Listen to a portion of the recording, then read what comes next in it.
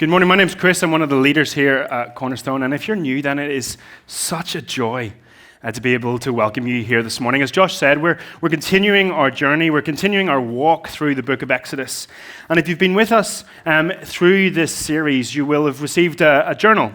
A journal that you can write your notes in, that you can follow along, that you can see some of the questions that we're asking of each other in our gospel communities. If you don't have one of those today and you're journeying with us in that, do pick one up on your way out at the front door. But why don't you open your Bibles to Exodus 19. If you don't have a Bible, there's some Bibles at the back. It will be helpful to be able to follow along with us this morning. If you don't own a Bible, then keep that Bible. Take it with you. We would love to equip you to be able to study, to look at God's Word, to be trained and equipped by God's Word. And so we're going to be looking at Exodus 19 and a few bits around that as well. But we are a church, if you haven't caught it already, that is wholeheartedly passionate about declaring and displaying the glory of the Lord to the nations around us. We are a church that is so passionate about that we start with our neighbors, with the people on our doorsteps, and we keep on moving out across the communities of the world to the ends of the earth. By God's grace, we pray that we are equipped and able to be doing that. The reason that we exist is ultimately to make Him known, not to build up ourselves, not to build up the bums on seats, but to make Christ known to the world. Our vision as a church is to help the Wirral to know Jesus and to follow Him. And that's not just some pithy statement that we kind of conjured up. That's something that is crafted. That is something that is formed through God's Word. So if you've got your finger in Exodus 19, why don't you flick over to 1 Peter chapter 2 at the end of your Bible. 1 Peter chapter 2, verses 9 to 12, and it says this: But you are a chosen race. You're a royal priesthood, a holy nation, a people for His own possession, that you might proclaim the excellencies of Him who called you out of darkness and into His marvelous light. Once you were not a people, but now you are God's people. Once you had not received mercy, but now you have received mercy. Beloved, I urge you as sojourners and exiles to abstain from the passions of the flesh, which wage war against your soul. Keep your conduct amongst the Gentiles honorable, so that when they speak against you as evildoers, they may see your good deeds and glorify God on the day of visitation. That's who we are. That is our identity. That is our purpose. That is our function. That is where we coined that phrase. That is our vision, to make Him known to the world around us. Just contained in those few verses. And I hope that you've seen that. I hope that you've experienced that. If you're new to us, I hope that you have felt that. But it's not something that's new. It's not something that just happened after Jesus lived and died and rose again and ascended to heaven. It wasn't a new mission. It was a mission that existed right from the beginning. It was continuously the heart of God, that His people, that His chosen people would represent His character, would live such good, holy lives, distinct lives that would proclaim the excellencies of Him who once called us out of the slavery of darkness and of sin and of death into an everlasting relationship with Him, into that marvelous light. And so our passage this morning in Exodus, it acts as the hanging point, as the linchpin that holds all that we've read together.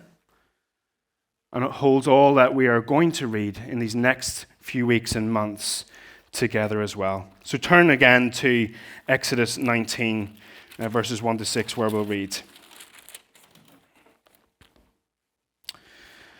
On the third new moon, after the people of Israel had gone out of the land of Egypt, on that day they came into the wilderness of Sinai.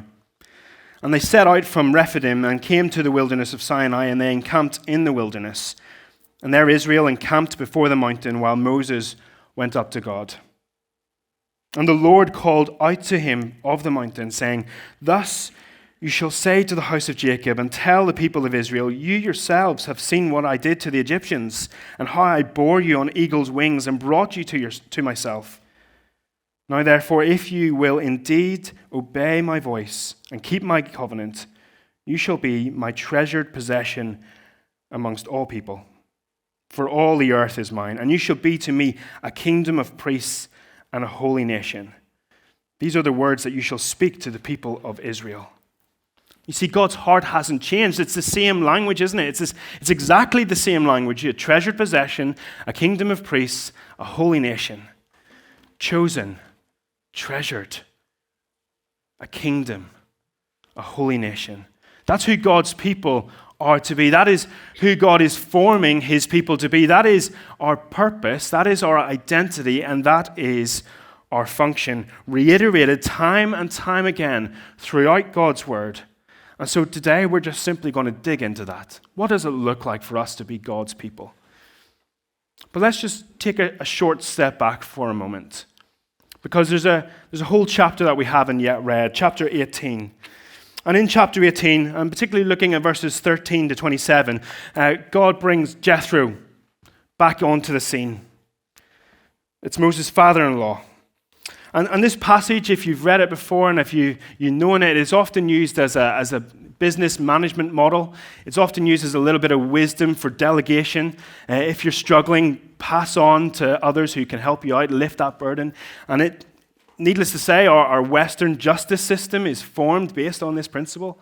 So it's a good piece of wisdom. But Moses here is receiving assistance, receiving help so that God can prepare his people for formation. So that God can prepare his people to be formed as his people. If you read through the story, what happens, and just paraphrase it, Moses starts his day of work.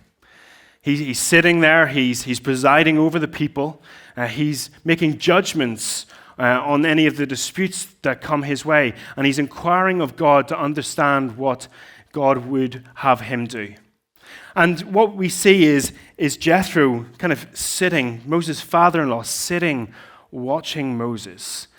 I don't know about you, that's the most intimidating thing I can imagine. My father-in-law sitting, watching me at work.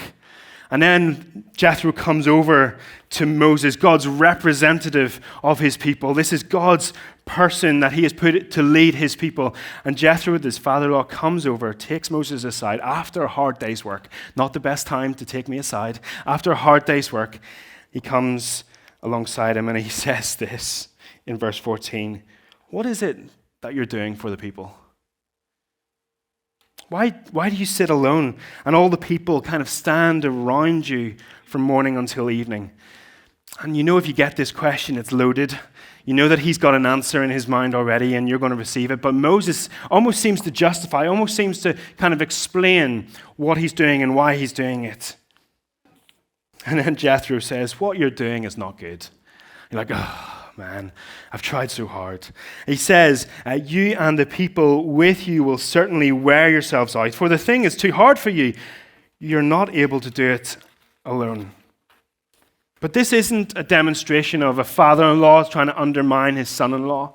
This is God using this moment with Jethro to form his people, to prepare his people, to order his people, in order that they might receive the law of the Lord, in order that they might be formed by him as his people. And so Jethro gives his advice. Verse 19, now obey my voice, and I will give you advice, and God be with you. You shall represent the people before God and bring their cases to God, and you shall warn them of the statutes and the laws that make known to them the way in which they must walk and what they must do. Moreover, look for able men from among all the people, men who fear God, men who are trustworthy and hate a bribe, and place such men over the people as chiefs of thousands and of hundreds and of tens and 50s. Every great matter they shall bring to you, but any small matter they shall decide themselves. So it will be easier for you, and when they bear the burden with you, if you do this, God will direct you, and you will be able to endure, and all the people will also go to their place in peace. The reason that this story is here is that it paves the way for the giving of the law. It paves the way for Israel to live out its identity, its purpose, and its function. Because if Moses is just sitting there adjudicating cases from morning till dusk, he is not fulfilling his purpose of leading God's people. If God's people are just standing around waiting for Moses to respond, then they are not living out their function as God's people. They are not fulfilling their purpose to make the Lord known to the nations. And Cornerstone, that's why we do what we do as a church. That informs our ministry philosophy. Gospel communities are not just kind of an add-on event that we have during the course of the week. It's not just a Bible study. It's not just a home group that you just attend. It's a means and it's a way for you to do life together in order that you may know the way in which you should walk. Gospel communities are to be discipling, they're to be equipping, they're to be sending, they're to be missional in their endeavors, to equip you and to send you out into the world that you might display and declare the excellencies of Him who's called you out of darkness and into His marvelous light to your friends, to your family, to your co-workers. We don't fill a church calendar with events that we want you to attend here. So as you're stuck here standing around waiting to receive, rather we want to send you and send you out to the people around us, the people on your doorstep, the people in your neighborhood, the people in your life who don't yet know Jesus. This advice is so formative. It's so formative for God's people then, and it's so formative for God's people now. And we seek to live in light of what God has called us to be, of what He has called us to do. So we're going to dig into that. What is our identity? What is our purpose? What is our function as we see it in Exodus? Well, our identity is a treasured possession. Our identity is to be a treasured possession from among all of the people of the earth. God saves.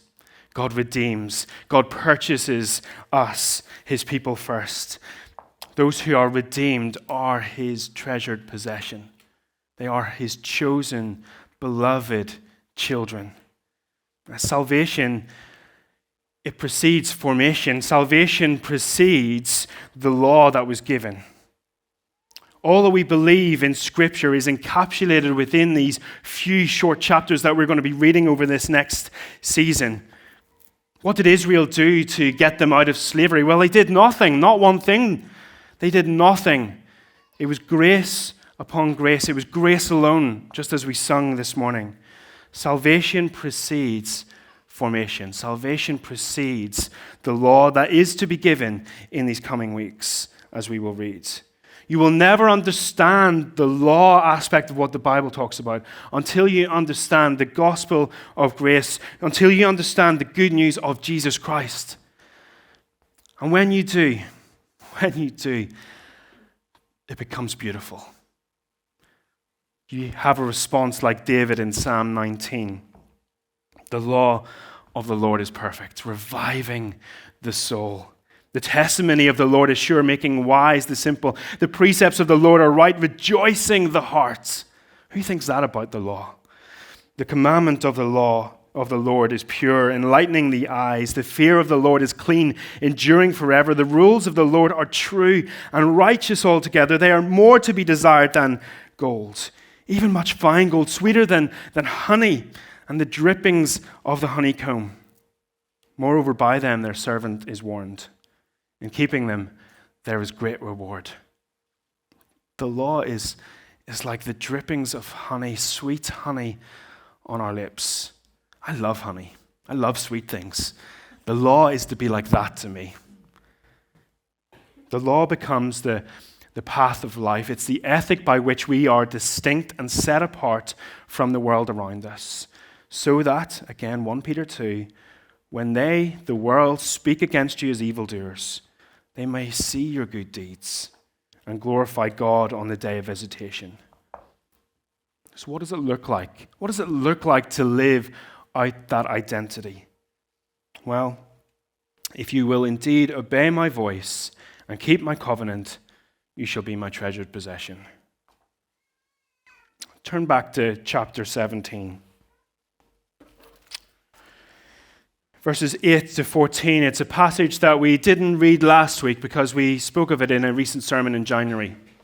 It's a tale of two responses to God. There are two types of people: those who are treasured, those who are protected, those who are cared for by God, and those who aren't. The Amalekites in this passage, they respond to God by the lifting up of their fist. They're saber rattling with God's people. They're coming to fight with Israel, and ultimately they're coming to fight against God. They saw the works of the Lord. They saw how he crushed Egypt. And yet they lifted their hand against the throne of God. They lifted their fist against him. And what happens? Ultimately, they're defeated in this battle, and ultimately they will be blotted out altogether. But how does God's people respond in that scenario, in that battle? They trusted. They obeyed the voice of God and kept his covenant. A chosen went out to fight for God. They relied upon, they trusted in, they obeyed God's judgment. As the staff of God went up in Moses' hands, Israel would prevail. As the staff was lowered, the Amalekites would prevail. Israel trusted in the staff of God's judgment being lifted up. Because remember, through Exodus so far, what we've seen of this staff, it's not some magical thing in and of itself. It's a representation of God's judgment. So whenever Moses and Aaron threw the staff down in front of the magicians of Egypt, in Exodus 7, their staff devours the staffs of the magicians in judgment over the gods of Israel, of Egypt. Their staff turns the water of the Nile into blood. Their staff in the hand of Moses, as he stretches it out, turns locusts and brings locusts upon the earth. The staff strikes the dust of the earth and gnats appear. The staff is outstretched and lifted up, and hail falls down from heaven. Darkness came as Moses stretched out his hand with the staff of God. The Red Sea was parted for the salvation of his people. And the Red Sea was put back in its place in judgment over the Egyptians as the hand of Moses and the staff in his hand went out.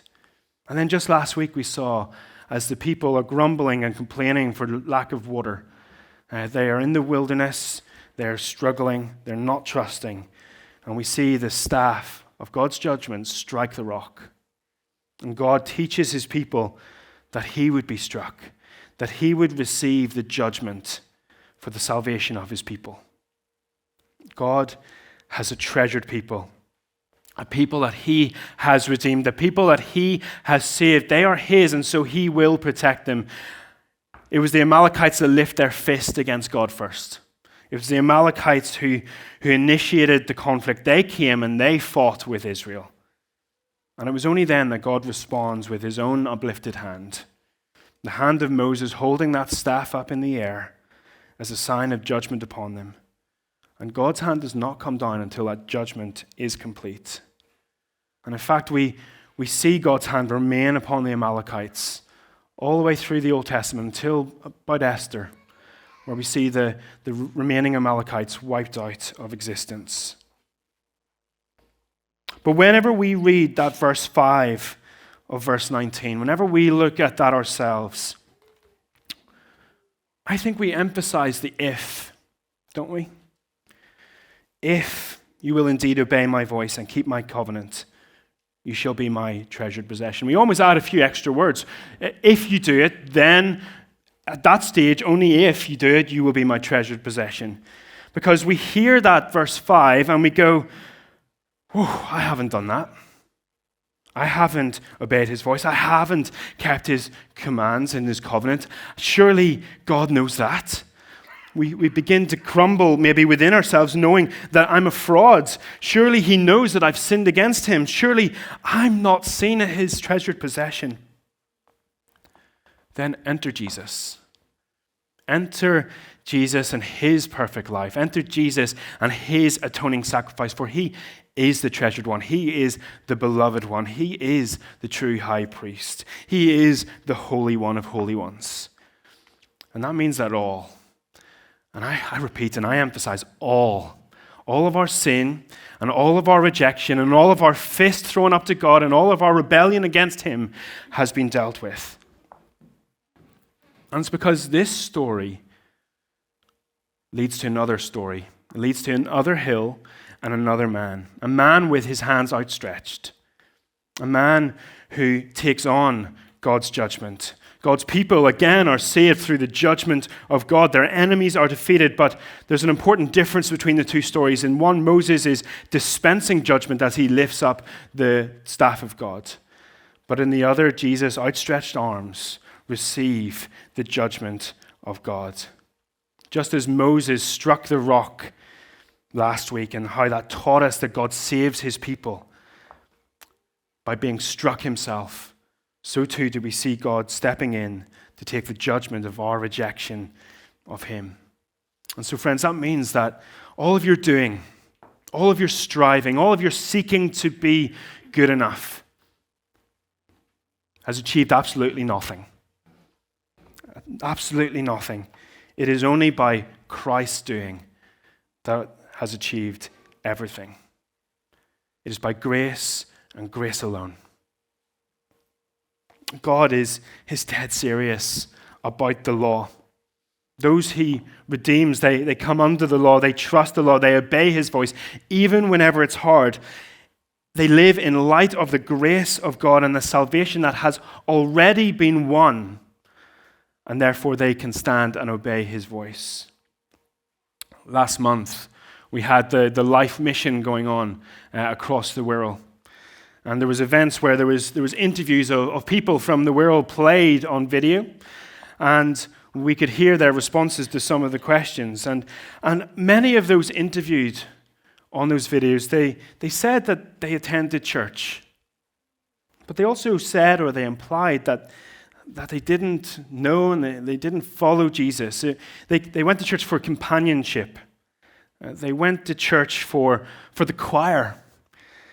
They went to church because they felt that they had to appease God, yet they didn't know him.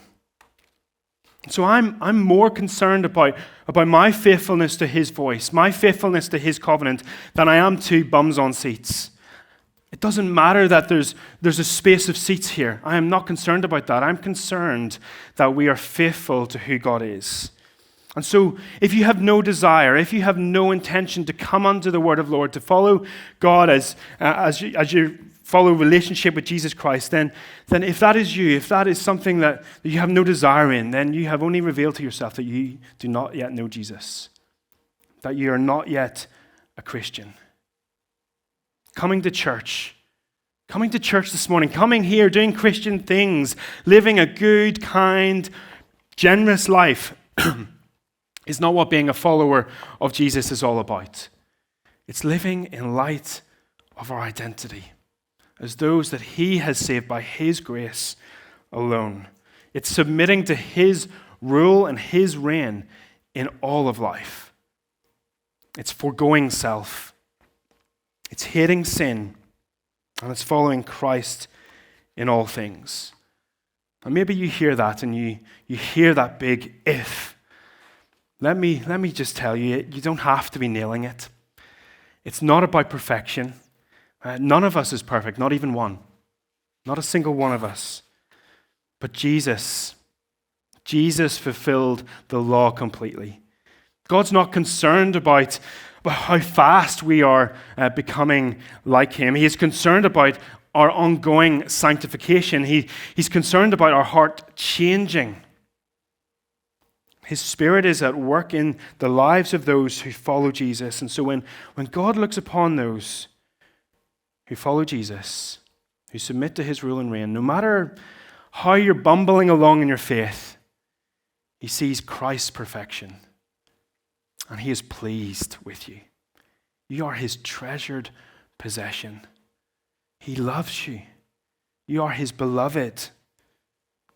And he is cultivating within you a growing desire to come under the word of God. He is producing a transformation that is occurring over time. Thanks be to God. It's occurring over time to make you more and more like Jesus. And so spend your time this afternoon just reflecting on maybe some of the evidences of God's grace that you've seen in your life this week, this morning, last month, throughout these years.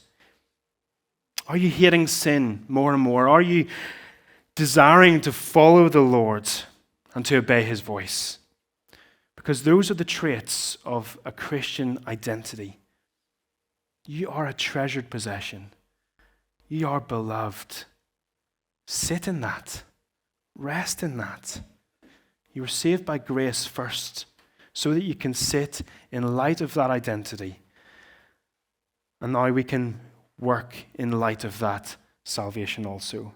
For we've been given a purpose. We've been given something to do.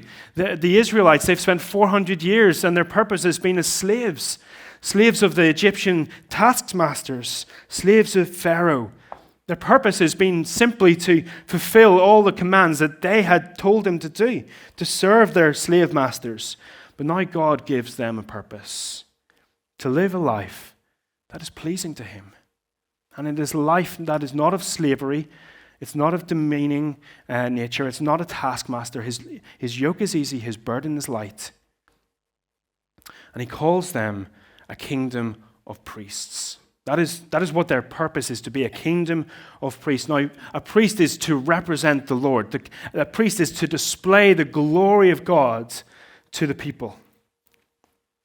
But the role of a priest is also to represent the people before the Lord. And so when the priest stood before God, it was as though all of Israel was standing before God. When the priest brought a blood sacrifice before God, it was as though they were doing it on behalf of Israel, for that would be the securing of the forgiveness of sins for all of Israel.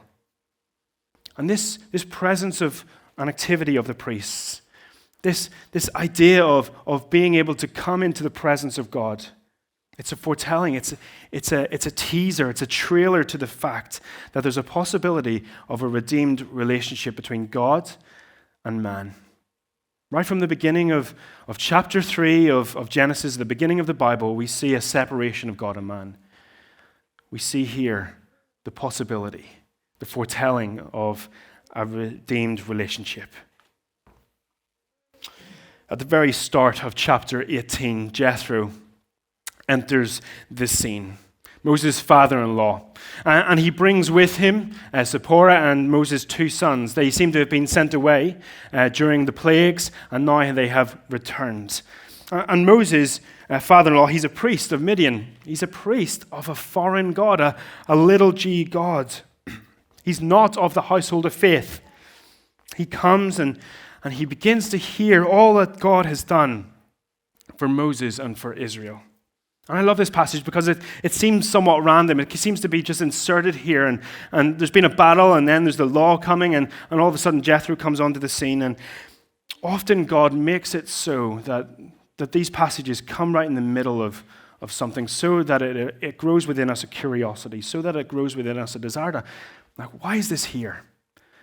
And so friends, let that grow within you a deeper desire to dig deep into what God might be saying through his word.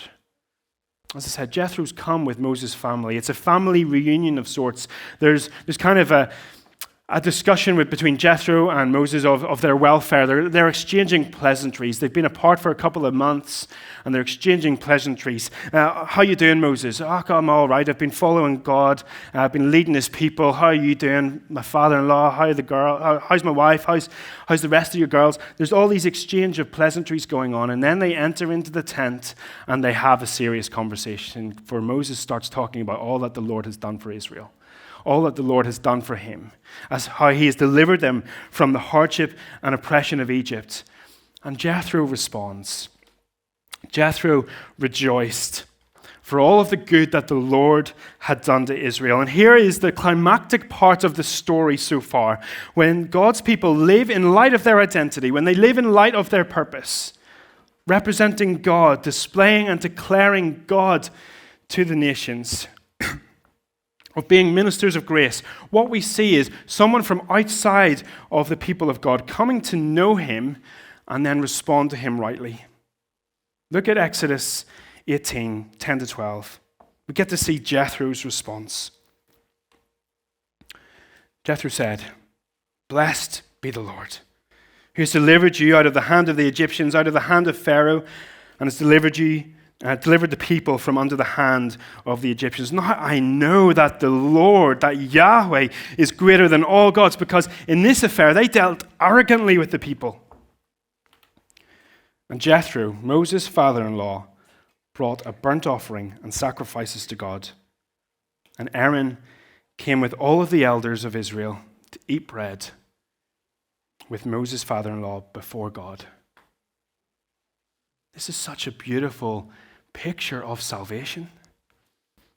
God has said in his judgment of Egypt that all the nations will know that I am the Lord. The Amalekites, they heard and they raised their fist against him. They raised their fist in rejection. They said, we won't worship this Lord. But Jethro, a priest of Midian, he heard and he saw what the Lord had done, and he rejoiced. He worshipped him. He brought a burnt offering, an animal sacrifice to God. He was atoning for his sin. He was bringing a sacrifice of an animal to atone for his sin so that he could come into relationship with the Lord of Israel. And what happens? He, with Aaron and all of the elders of Israel, they come and they break bread together before God.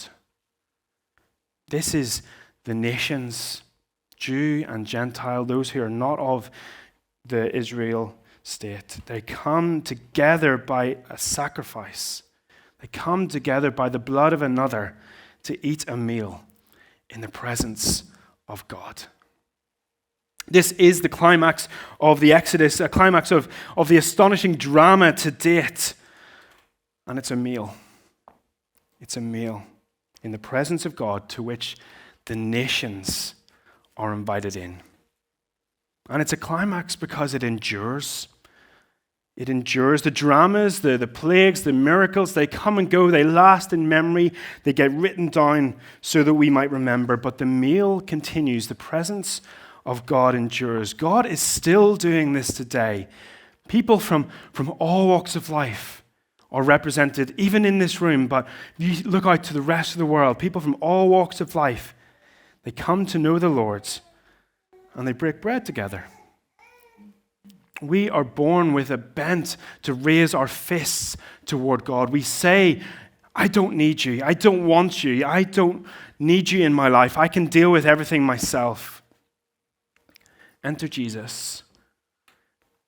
1 Peter 2:9 again speaks of people being called by Jesus, being called by him out of darkness and into his marvelous light. He has called you out of the darkness, out of the lies, out of the deception of the world, into the kingdom of his marvelous light, so that we can commune with him and with each other. That is what he is doing. Exodus is pointing us to a greater Exodus, to a greater act of deliverance, an act of deliverance from sin and from death and from hell, through the death and through the resurrection of God's own Son. And the climax of that is an eternal banquet, is an everlasting meal, where people from every tribe and every nation will be brought together by the blood of Christ to eat in the presence of God for all eternity. And that moment will not become a distant memory, for it will last forever. Just think, across the world, communities of light, churches are meeting and gathering, and the nations are being brought together because of the sacrifice of Jesus to eat a meal in the presence of God. Isn't that amazing? We see this lived out across the whole earth. This is our purpose. We are to be a royal priesthood. We are to proclaim the excellencies of him. We are to display him and to declare him, to display his glory, his name, and his renown to the world around us.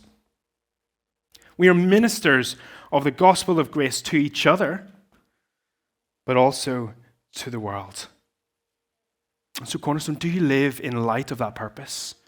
Do you live in light of what you have been called to be? Are you living your life in such a way that it displays and it declares the glory of God to those around you? Are you engaging in your gospel community in such a way that you are equipped and you are encouraged and you are sent and you are prayed for as you step out into the mission field of your life?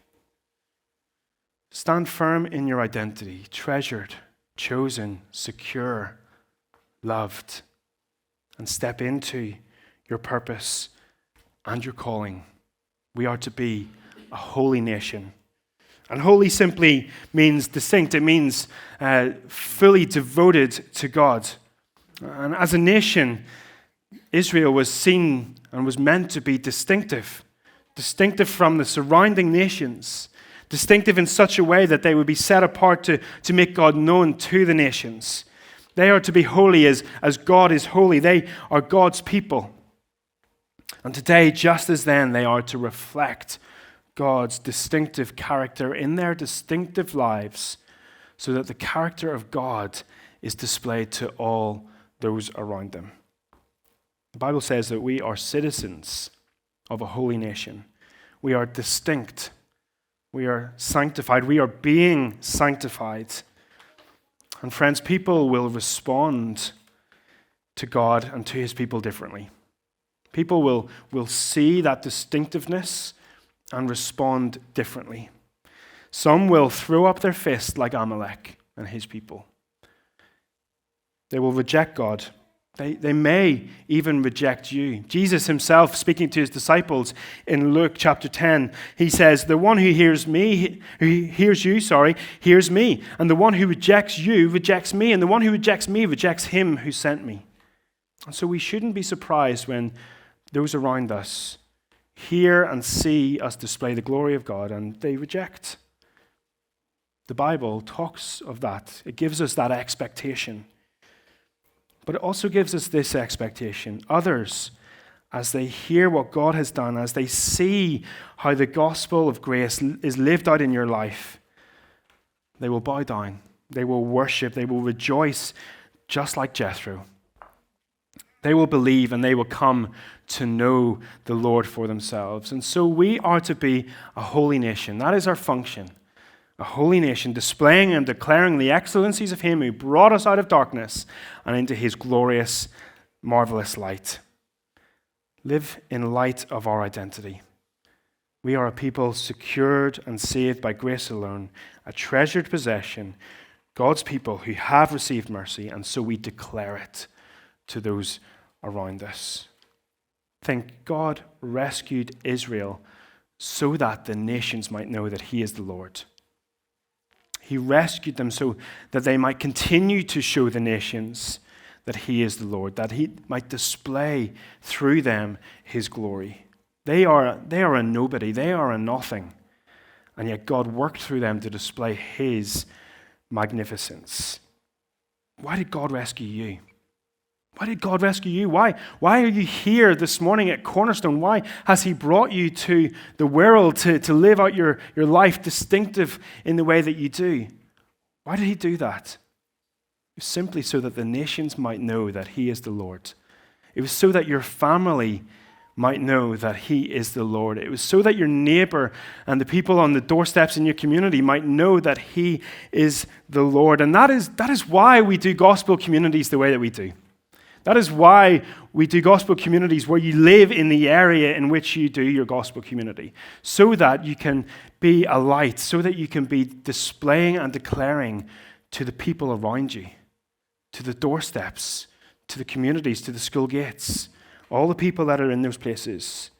And as you display and as you declare the excellencies of Christ to those people, as more and more people come to see and rejoice because of what the Lord has done, as they start to follow him, as they come alongside you into your gospel community, as you see your gospel community grow to such an extent through new life, through baptisms happening, as you see your gospel community grow, it overspills, it multiplies into gospel communities, beacons of light across that community in which you live, across those neighborhoods in which you live. It's the going out into the nations, it's the spreading the gospel to the nations, starting from our doorsteps and advancing the kingdom through the communities and the neighborhoods of the Wirral and through Merseyside and to the ends of the earth. That is what he has called you to do. That is who you are. That is what we are to live out. He has drawn you out of slavery of sin and death. He has drawn you into his presence and into the presence of his people, that we might declare him, that we might make him known, for he sends us out. We are not to stick around in a bubble together. We are to go out to the world around us for the glory of his name, to make him known, so that the whole earth, starting with the people around us, might know that he is the Lord. Let's pray in light of that this morning. Heavenly Father, thank you so much that from the very beginning of time that you have been a God for the nations. Lord, I thank you that we sit and stand here this morning praising you only because you are a God for the nations.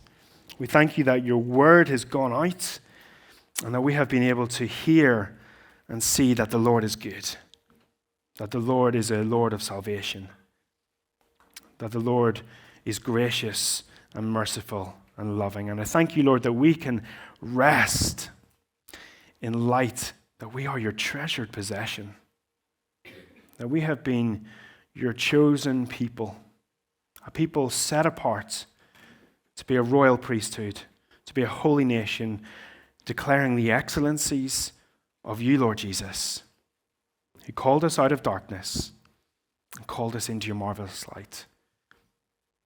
Lord, we are sorry for whenever we do not fulfill that purpose. We are sorry when we do not sit and rest in our identity and turn to other things for our identity, turn to other things for our security.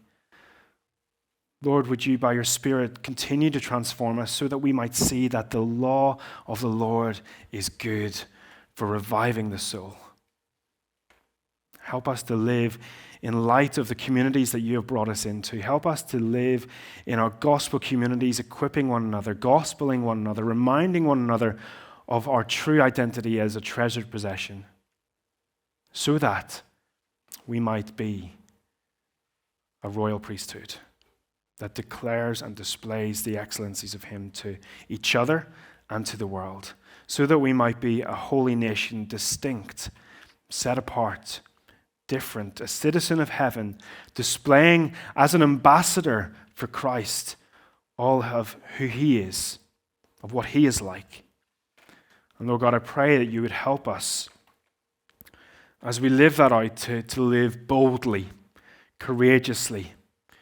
Would your Spirit work within us that we might stand fast to that we may not hide away, but we might shine that light into the darkness of the world, that others might know, that they might see, that they might come to find out more of who you are, of what you've done.